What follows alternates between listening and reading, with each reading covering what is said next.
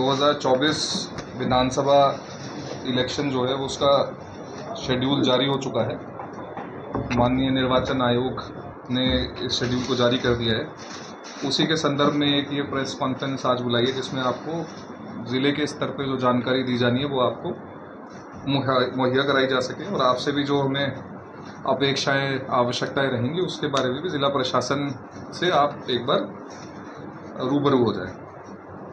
तो date of issue of notification, जो actually notification जो होगा इलेक्शन का, वो 5/9/2024 को जारी होगा। जो नॉमिनेशन फाइल करने की आखिरी डेट होगी वो 12/9/2024 12 सितंबर 2024 रहेगी। जितने भी नॉमिनेशन आएंगे उनकी स्क्रूटनी जो करनी होती है उसकी डेट एक ही दिन क्योंकि वो करनी होती है, तो जो भी संबंधित रिटर्निंग अधिकारी होंगे हमारे, उन्होंने 13/9/2024 को ये स्क्रूटनी करनी होगी। अपना कैंडिडेचर विथड्रॉल करने की, वापस लेने की आखिरी तारीख 16 सितंबर 2024 रहेगी। 1 अक्टूबर 2024 को एक्चुअल पोलिंग होगी ज़िले में, पूरे उसमें स्टेट में। 4/10/2024 को काउंटिंग होगी, और इन एनी केस 6/10/2024 तक इलेक्शन कंप्लीट करना है। थोड़ा मैं आपको ज़िले की जो इलेक्टर प्रोफाइल है उसके बारे में बताना चाहूँगा। पिछले करीब 8-9 महीने में हमने 2 विशेषकर चीज़ों पे कार्य किया था, और जिसमें हमें काफ़ी अच्छी सफलता भी देखने को मिली है।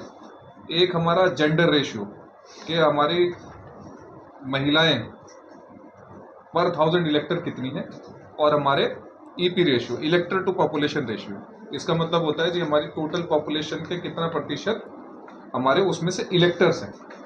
तो ये 2 चीज़ें दिखाता है। एक तो ये कि हमारी महिलाओं का, हमारी नारी शक्ति का कितना पार्टिसिपेशन है, और दूसरा जो हमारा ईपी रेशियो वो दिखाता है कि हमारी नॉर्मल जनता, जो पॉपुलेशन, जो वोट 18 साल से ऊपर है, जो वोट देने के लायक है, उन लोगों ने, कितने लोगों ने वोट बनाया हुआ है। हम इन्हीं 2 चीज़ों में पीछे थे, लेकिन ये मुझे बताते हुए आपको खुशी हो रही है कि हमारा जो अब जेंडर रेशियो है वो 873 है, 873।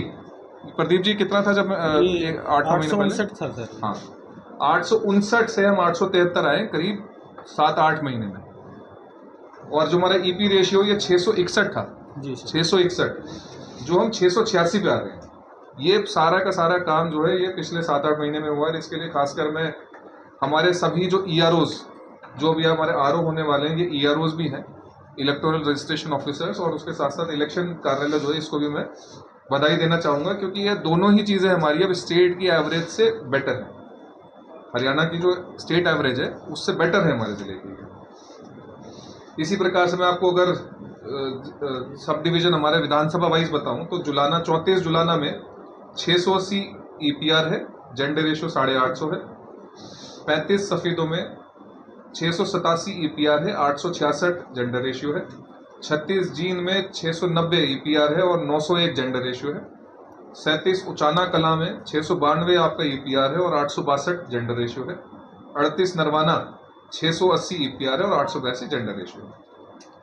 एक थोड़ा सा इलेक्टर प्रोफाइल भी मैं आपको बताना चाहूँगा। 18 से 19 साल के हमारे जो इलेक्टर, जो खास हमारा पीछे भी इलेक्शन कमीशन का भी एक फोकस ये रहता है कि इस कैटेगरी पे फोकस किया जाए, और इनमें से, क्योंकि नए यंग जनरेशन होती है, और जब तक यंग जनरेशन, हमारे नए इलेक्टर निर्वाचन की प्रक्रिया में महत्वपूर्ण भूमिका नहीं निभाते, तब तक हम ये मानेंगे कि जी हमारा जो पॉपुलेशन जो हमारी पार्टिसिपेट करे इलेक्शन में अप टू द मार्क नहीं है।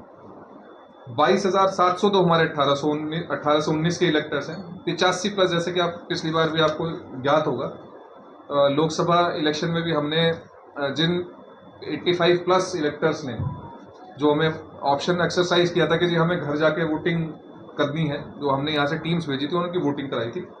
इस बार भी जिस प्रकार की गाइडलाइन निर्वाचन आयोग की आएगी उसको पूरे तरीके से फॉलो किया जाएगा। तो 85+ इलेक्टर्स हमारे 13,435 हैं। 100+, जिनकी आयु 100 से ज़्यादा है, ऐसे 437 इलेक्टर्स हैं। ओवरसीज इलेक्टर्स हमारे 9 हैं, और PWD इलेक्टर्स, जो पीपल विद डिसेबिलिटीज, दिव्यांगजन हैं, उनकी 5,384 वोटर्स हैं ऐसे। एक अपडेट मैं आपको और देना चाहूँगा कि पिछली बार हमारे पूरे जींद में 1032 बूथ थे। एक हमने ऑक्सिलरी बूथ बनाया था क्योंकि उसमें 1400 से ऊपर हो गए थे। हमारा उद्देश्य ये रहता है किसी भी बूथ में 1400 से ज़्यादा वोट ना हो, क्योंकि उसमें फिर इलेक्शन कराने में समस्या आ सकती है, क्योंकि अगर ज़्यादा वोटर होंगे तो वो शाम तक लाइन लगी रहेंगी और फिर उसमें लेट तक पोलिंग होगी।